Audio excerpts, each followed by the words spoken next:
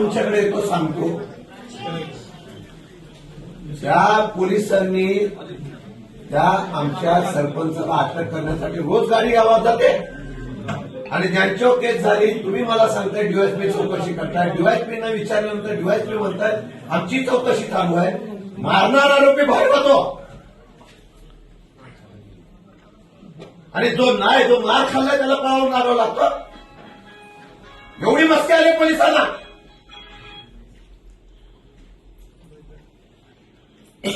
गरिबांना न्याय आहे का नाही?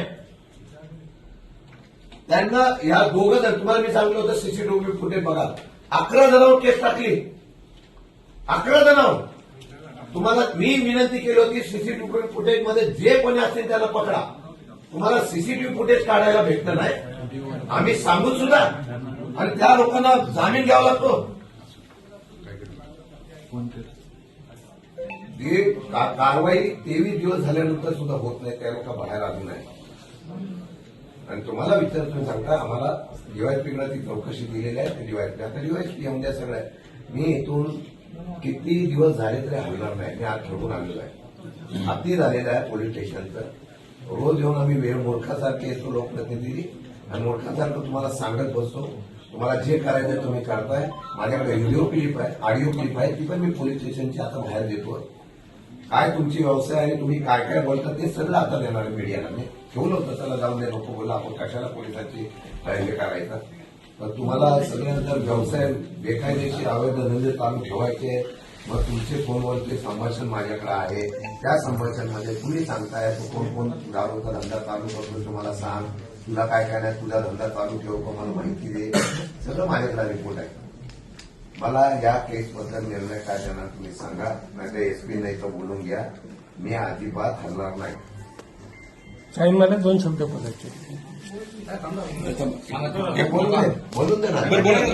राष्ट्रवादी काँग्रेस पक्ष शरदचंद्र पवार पक्षाच्या वतीने माननीय पोलीस अधीक्षक यांना निवेदन देण्यात आलेलं आहे. कोरेगावचे जे पोलीस निरीक्षक आहेत श्रीयुत बल्लाळ साहेब, खरं तर त्यांचा एक प्रकारे मनमानी कारभार कोरेगाव तालुक्यामध्ये सुरू आहे.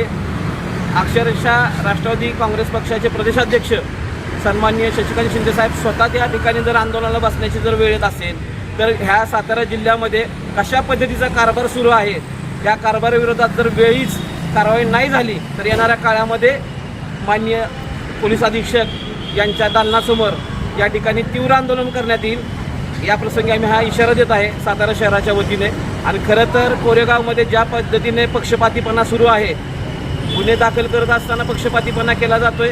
कोरेगाव शहरामध्ये अवैध धंद्यांचं जाळं अक्षरशः वाढलेलं आहे. त्या अवैध धंद्यांमधून मिळणाऱ्या पैशामुळे गुन्हेगारी अक्षरशः बोकळलेली आहे. खरं तर ह्याची गंभीर दखल मान्य पोलीस अधीक्षकांनी घ्यावी अशी मी विनंती करतो या प्रकारे या ठिकाणी. खरं तर येणाऱ्या काळामध्ये ह्याची जर गंभीर दखल घेतली गेली नाही तर राष्ट्रवादी काँग्रेस पक्ष शरदचंद्र पवार पक्षाच्या वतीने या ठिकाणी तीव्र स्वरूपाचं आंदोलन करण्यात येईल.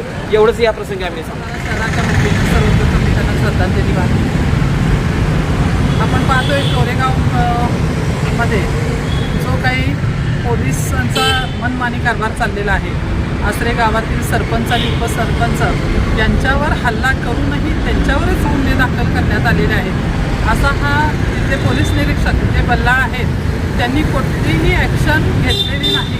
उलट ज्यांच्यावर हल्ला झाला आहे त्यांच्यावरच त्यांनी गुन्हे दाखल केलेले आहेत. या प्रकारचं जे तिथं मनमानी कारभार पोलीस प्रशासनाचा चाललेला आहे हा कदापिही राष्ट्रवादी काँग्रेस पक्ष हे कदापिही सहन करणार नाही. आमचे नेते माननीय शशिकांत शिंदे साहेब तिथं आंदोलनासाठी बसलेले आहेत. त्या आंदोलनात जर का त्यांनी चांगल्या प्रकारे प्रतिसाद नाही दिला तर हे आंदोलन संपूर्ण आम्ही सातारा जिल्ह्यामध्ये उभं करू, एवढंच मी सांगू इच्छितो.